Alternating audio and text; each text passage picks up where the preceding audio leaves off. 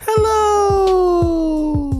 Welcome back to the Bible Study Girl podcast. This is Sarita, but you probably know me as Bible Study Girl. And the first hello you heard was from none other than the executive producer of this podcast, Bible Study Brother. Yo, what's good, people? It's your boy Bible Study Brother, also known as Icarus Gray, over at Gray Area Anime. But this is the most wonderful podcast of your day. Honeysuckle Summer is out now. Go listen to that. Get you a soundtrack to the inspiration that is coming into your life. You can find it on all streaming platforms, Apple Music, and the like. Great plug. Although summer has drawn to a close, that song still goes hard and it's something nice to listen to. So I am excited, guys. Today we're gonna take another little walk back down memory lane. We're doing another blog recap, and today we are talking about advanced placement. That's the title of the blog. If you want to go ahead and read the blog so you have a better idea of what we're talking about, you can head over to www.BibleStudyGirl.com. You can touch the magnifying glass in the upper right hand corner, type in the words advanced placement, and that blog will come right up. If you don't do that, you're going to have to scroll through 3 years worth of blogs and content. You don't want to do that. So I'm trying to make it a little bit easier so you guys all be on the same page. What we do when we talk about blog recaps is Bible Study Brother lets me know what he thought and what he got from the blog when he read it. And then I come in and I let you guys know what I was actually thinking about or how I really felt at the time I wrote the blog. And I give you an update. I let you know how my feelings have changed or matured or grown, or maybe they've stayed the same since I wrote the blog. So again, today we're going to talk about advanced placement. Like I said, it's a blast to the past. We're going back to my high school years, which was over 20 years ago. Is that not crazy? That's crazy to me. Super crazy. And the picture on the blog is me, my freshman year of college. It's actually 30 years ago. No, I'm not 48 or 49. I'm 39, my friend. Well, I said over 20 years. That's over 20. Ago. Okay. You're mad. Oh, I be forgetting. We're actually closer than what I thought. Never mind. So, yeah. So you thought I was okay. No. Whatever. It's just, well, I look fantastic. I must say, for you to try to make me 49, I look amazing. Apparently, I don't look fantastic. Oh man, I will talk about that one of these days. We will have to dive into that because that story is hilarious. So yeah, Bible Study Brother, I'm gonna let you kick it off. You can let me know what you thought when you read advanced placement. Well, first off, I'm going to apologize for two things, guys. One, if you hear a small fan in the background, it's hot.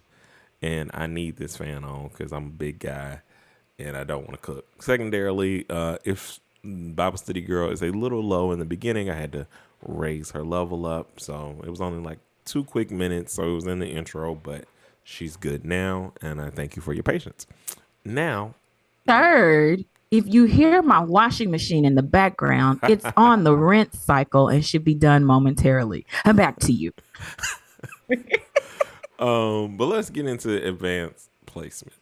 Here's what this blog told me. Advanced placement is about my sister's foray into the advanced placement, also known as AP classes in high school, and her aversion to doing things that are bigger and better than herself, and the fact that people are continuously placed in her life to push her into the uncomfortable that is faith, and pushing beyond what you think you can do to doing what you actually can do, which is exceedingly and abundantly so. For those of you who want a small recap of the thing, I'm going to get better at those in terms of giving you guys the recap of what it's about before I just get to talking about it. So now let's get to talking about it. So, I don't know. I'm always impressed at this point at how God has orchestrated the universe that is our lives. the people that have been placed that believed in us, that gave us that encouraging word, or gave us that, like, I know you can do better, and so do better. Like, I'm not gonna allow you to be mediocre or accept things. It's also funny to realize that we think a lot alike. You just have way more in you, gumption in you to complete things, because we're the same person. That first sentence of, if it gets too hard, I don't want to do it, is me. Not AB. And it made me also feel like the women in my life wanted me to be so much of what they were not, apparently, and we were all the same person. So we didn't all get the same treatment, even though we're the same person in varying ways of our emotional stability, spiritual stability, all that other stuff. So it was inspiring just because it's like, he has placed, like, you got to think about how you get to people who see potential.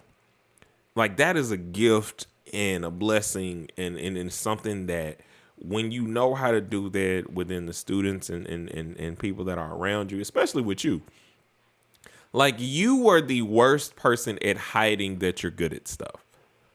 Like, it's just, you can't do it. Like, you want to do it. Like, your thing in your mind would be, okay, I'm going to do this test, and I just want to do the test. Like, I'm just going to do, I want to pass. I want an A. You know, all this other stuff is cool, but, like, I'm not, in your mind, you feel like you're just doing the bare minimum to get an A. And in that, there is no bare minimum to get an A. Like, but you didn't understand that. And it's funny. I'm trying to let you finish your recap, because then we'll be rebutting, and I'll be going back and forth with you. So I'm letting you get your feelings out. No, take your time, because this is your time to talk uninterrupted. Thank you. I have strong feelings. Go ahead. I know. And so it's like, when you get these A's, you be like, because we both are very nonchalant about, like, so if somebody tells me and or my sister, your writing is great, and we'll be like, okay. Anybody can do this, and anybody cannot. Like, God gave this to us in, like, large amounts, in terms of people that have prophesied success or prophesied great things. And majority of times you probably wouldn't call stuff like what these people are doing prophecy or being prophets, but to me it is, because when you see potential in somebody, you're able to nurture that seed and water that seed. That's biblical to me. Got it. I like it. So I think that because prophets do have vision. Yes. I think sometimes we over churchify stuff, but prophets have vision. If you can look at somebody and see potential, it's because you got the vision. Go ahead. And it's like, to be able to nurture those things and know that God has, like, been thinking about you since before you were born. Like, that teacher had to go through some things and be in different places and positions to be able to see potential in people. Or even if she wasn't, that's still something that God, like, awakened in her to get you where you needed to be. And so reading that is just inspiring, because it's a reminder of how much God loves us. I did a whole sermon on this in terms of just, like, the love and what that love means. Like, 3 degrees of separation, when people talk about it, is so much more of proof to me, because there are so many things that have to go right or go wrong or teach somebody this or put people in certain positions to affect and change your life to where it is today. And y'all don't think about that, because you got to think, like, this person, like, the teachers you love had to live a life that was going to inspire you, had to do all of these different things and be in different positions, learn from different people. Then they themselves had to be either carried with positivity or have the sense of overcoming obstacles in a certain way to pass that on to somebody else. Their legacy, or the legacy that's around them, was meant for this day, for this purpose, Esther in that way. It's just for such a time as this is what people have to live around. Like it's not just one person that accepts the call. It's all of us who have to understand that you're doing something for such a time as this. Correct. And you've inspired people that you don't even realize that you've inspired because you were just genuinely caring to another person. Right. And just doing Yeah. what you felt was Yeah. right at that time. So that's pretty much what I got from this. And like I said, it's always funny to me how you think, like you're one of those, if you want to tell God a joke, tell him what your plans are. That is my life. That is your life. That That is is my life. 100% your life. Because I have so many plans and his plans for me are like on the other side of the road. He like, girl, go on cross traffic because you're supposed to be going in the opposite direction. Fun fact, I forgot all about this story. I didn't even realize I had written it on the blog until I read the blog again. So not saying I forgot about the story. I do remember the story. It's a true story. It's something that happened to me, but it's not something I think about often. So I thank God that he put it on my mind 3 years ago to write about. So I'm going to give you a little bit of a nugget of what happened in the story. So I was in advanced placement classes when I was in high school because that's what you do, when the regular classes aren't going to be enough to keep your attention or your teachers feel like it's not, you take advanced placement classes. Well, with the advanced placement classes, you can take a test, a nationwide test, and potentially earn college credit. So it's not just a class, just to twiddle your thumbs. You do have the potential to earn college credit if you take the test. Again, I took advanced placement classes because that's what I was quote unquote supposed to do. I was a smart kid. So you're going to AP classes. I had no intention of taking any single AP test because, like I said, these tests are nationwide. It's not my teacher grading a test. I'm being tested on a national level. So in my mind, there was no way I was taking the test. I remember the teacher announcing it in class, telling us, this is how much it's going to cost, blah, blah, blah. And anybody that knows me, if you know my mama, if you know Bible study mama, she's all about, shooting for the moon and you're going to do this and you're going to do that. So it wasn't an issue of her not having money for me to take the test. Not at all. I don't believe I even told her, I'm almost 100% positive I never told her, okay, the test is on this day. It costs this much money. Can I get a check? Actually, at that point, I had access to her checking account, so I could have got the money myself. But I had no intention of taking the test. I felt like it was going to be too difficult, too hard. That was for the really smart people, not me. I had no intention. And Bible study brother touched on this. My AP English teacher, she was hard. She was very hard nosed. I had her for AP English junior and senior year. Very hard nosed, very strict. And she came up to me the day of the test and she's like, do you have your money or whatever for the test? And I'm like, darn, forgot to get that old check to be able to take this test. And she took out her personal checkbook because this was back in the early 2000s, guys. And there's a such thing as a checkbook. You take it out, it's like pieces of paper, and you write on it how much money you want to give somebody. So you write it on there. And she took out her personal checkbook and she paid for me to take this test. She was like, I don't know what you think this is. You taking this test today? And when I think about that now, that's so amazing that she wanted to invest in me because she believed that I could do it. Like, she didn't consider it a wasted investment. I don't think she would have cussed me out if I had failed. And of course, I had to go home to my mama and be like, look, This teacher wrote this check because I didn't ask you for this money. So we didn't give this lady her money back.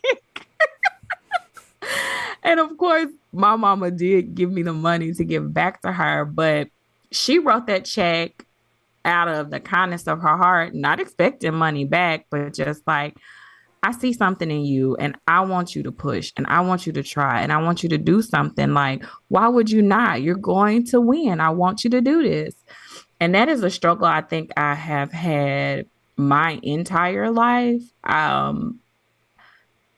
People see more in me than I see in myself. I also struggle with my confidence. And I think this is a perfect time for us, for me to read this blog and for us to be recapping this blog. Because I have some goals. I have some things that I see, but I'm scared. Like, real deal. I am terrified. What do you want to say? And that is how you know it's right. Because the biggest compass that God has given, at least me and you, the more uncomfortable you are when it's like, oh, I don't think I can succeed in this, that's just the enemy trying to distract us. Because that's the easiest, thing that will knock either one of us off. Like, bro, you know how long it took me to get to where I was okay to move? A long time. And God had to literally, like, I kept calling you and I repeated to you so often. I was like, you want to know how I know this is where we supposed to move? I ain't not once thought about how I'm going to miss y'all or like, but they not going with me. And then, cause he like fell so fresh upon me to like stop me from getting in that place. Because like he already, if I had an inkling of that, I would have been like, no, I'm not doing it. Oh, I know. I'm not doing this. I Like know. it don't make sense. Like we went through a situation when we first started dating where I was like, Tanae like wanted to move to New York and all this other stuff. I'm like, you is crazy. No. I'm not moving. Like, I'm not moving away from our family. Like, that don't even make sense with what you want to do. That don't, like, it's not even computing. Like, I don't care. Like, you're not doing it. Like, I'll do whatever I need to do. And maybe one day we'll talk about this. But anyway, like, it's such a, man, it's just one of them things, man, where it lets me know, like, when you actually start to want to water the seeds that are your gifts. It's scary.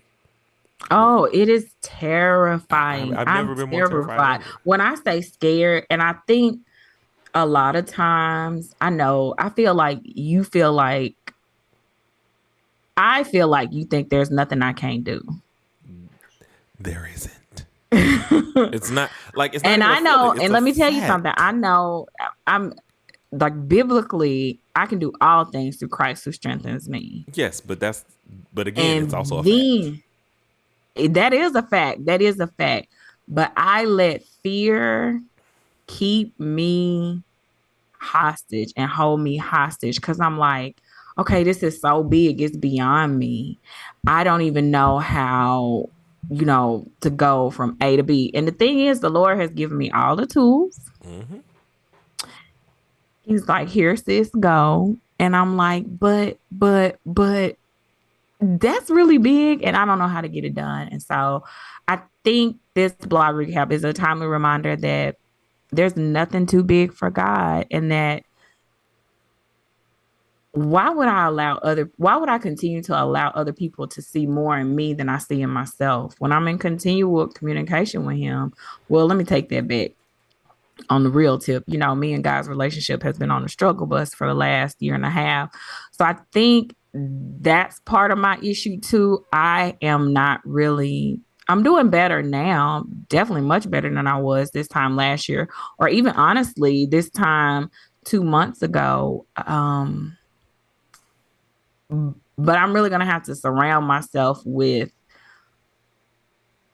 encouraging words, fill myself up with like biblical principles, like for real, this is real life and you can get it. I'm going to have to do all those things to be able to see to reach the things that I say or that I see. You know, you were talking earlier about prophets.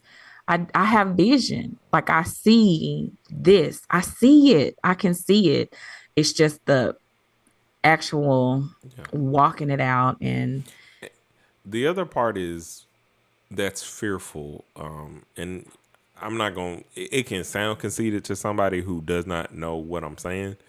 But when you're on the precipice of doing the things that we want to do, and knowing what it means to do them, that's fearful.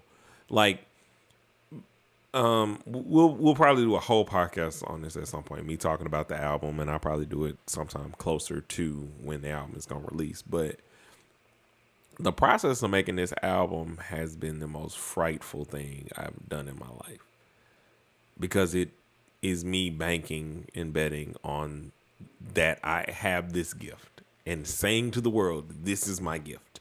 This is the thing that I can change the world with, change my circumstances with, change whatever with, you know, and positively affect people's lives, if nothing else. Like I don't really care like how much money it makes or any of that, to be honest, but because I just love doing it. But I know that the impact, like thinking about impact, like earnest impact, when you're doing positive things, it's not like you were out here thinking, you know, I want to do event planning for fame, like I want a TV show. Like you're genuinely in a place of service, and you like to make people's dreams and visions reality, other people's dreams, like to do the prophetic thing that you do, which is like you exist in a creative space that allows you to bring somebody's like subconscious thoughts, not even the thoughts that they think in front of them, their subconscious thoughts.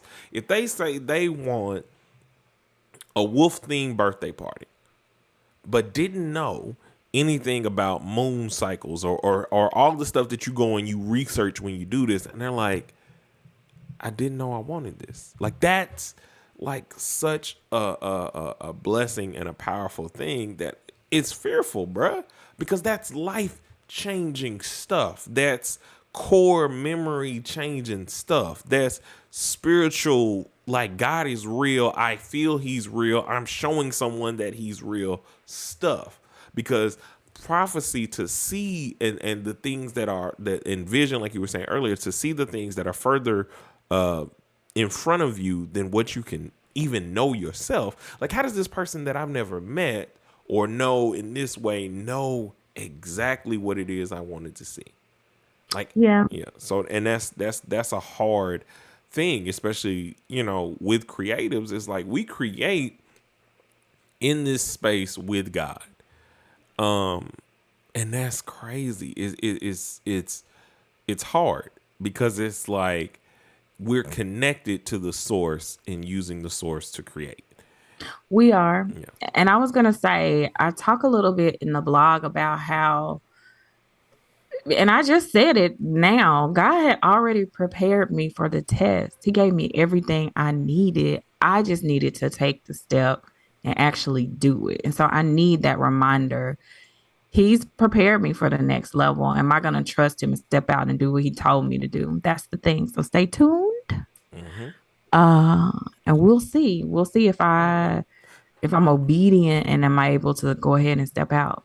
Because you don't have to do anything else. Because that's the thing. The portion that I think us Christians get mixed up sometimes is we think we have to step and keep stepping. No, I just have to step and trust God. I step and I'm in step with the Lord, and He does the door opening and the things that I don't Yep. like doing. He brings the people around to do the other things that I just have trouble with, because He wants me to do what He asked me to do. And because I showed the faith to step out of the boat and step on the water and not look down, He honors that with bless. Like, He What definitely is this? honors it. And I will tell you, he will use anybody, any means necessary to get you to do what he called you to do. He will. So, whew, man, that was a very good blog post. I think it was one of those, like I said, we have a lot of those moments. Like I have a lot of those moments, where I recently did an interview with one of mom's friends. And what's funny is mom tried to hook me up with this person back when I was like 18, and they were doing radio at the time. And she was like, yeah, I would have told you all about, this stuff. But the timing, and where I was spiritually and what I wanted, Right. and not even knowing what kind of artist I wanted to be at the time. Like, I'm glad I didn't then, because the music I would have made then would not have been indicative of what I want to make now. Right. And Well, what, I mean, that's just growth and change. yeah. Also, side note, grandma said you did an excellent job. She's Oh, very thank you. impressed. Thank you. Thank you. I appreciate that. I Hmm. appreciate that a lot. I'll have to call and tell her thank you. You will have to call her and tell her thank you. Also, another side note, this is has nothing to do with this episode. I'm gonna let you get on. But I had a three-way call with mom and grandma last night, and it was hilarious. That's the first time in the history of my life we've ever been on a three-way call, and it was honey. Grandma had me when I say rolling, she had me rolling. Okay. Man. But yeah, like here's the thing that I kind of want y'all to like start thinking about. Know that when somebody believes in you or says something of you, like sometimes there are people who not necessarily are false prophets, but can speak some things over you that are not for you. But more often than not, they're the people who gain nothing by pumping you up or believing in you, and you think it's fake because you're not used to it, and so you kind of like ignore it or run away from it. Don't run from the fact that there are people who are invested in you. God has put them there for a specific reason. If you say that you want to be the best gamer in the world, right? And you go to a store and there's a person who like helps you find a game that you never thought would be something that you would play. Like that's a person. If you are in the store and you're trying to figure out what to cook for dinner, and somebody gives you a recipe or something that you had never thought of, and like the way these things kind of connect sometimes is maybe later on down the road you figure out there was something nutritionally that you needed in life, and they're saying like if you didn't have this amount of this in you, you would have died, or you would have been Right. sick. Like Happens all the time. these are the things, like you have to your life is orchestrated and planned out in so many different ways. You still have the choice of how you're going to walk through that life. So many people think you don't or will act like you don't, but it's neither here nor there. Point I'm making: be aware that people are planting seeds in you and they're trying to nurture the person that you're going to ultimately be. Take note of these people, because these are life-changing moments, and these are things that will keep you when you need to be kept and hold you down, when you feel like you're going to get lifted away by grief and doubt and all these other things. There are moments where people believed in you, and God made sure to show you. They believed in you when you did not believe in yourself, and they kept you going when you didn't feel like you could keep going. So, Right. Like we're all, y'all, we can go to the next level. Every one of us is equipped to go to the next level. We just have to take that step and trust God and his plan for our lives. and trust that there are blog posts every day. But look, there's a new way for me to interpret this or say this to you. There are blog posts Monday or Sunday. That's the day you start with. Sunday through Friday. But on Saturday, Brand new blog post, brand Sunday new through blog Friday. posts Sunday through Friday. But on Saturday, you get the podcast. You get to listen and hear us expound upon the sermons that are placed up there on BibleStudyGirl.com. On There the he go. He was doing good till he got to that part. I'm just right, but go ahead. Y'all can hit us up at BibleStudyGirl.com on the social media sites. You can hit us up on Instagram at _ Bible Study Girl, on Twitter at Bible Study Girl, the number 2. Find us on Facebook, Bible Study Girl. Like the page so that way you can listen to the podcast and find the podcast on different platforms. Or you can just go to the website, like I mentioned before. If you want us to pray for you or anything like that, send those prayer requests to BibleStudyGirl2019 at gmail.com. Or you can And message us from our Facebook page. oh, yeah, you can also do that. You can message us on the Facebook page as well, but use the email sometimes if you want to. And remember, man, it ain't the AP classes. It ain't the regular classes, but we preach. And until we meet again, guys, keep preaching.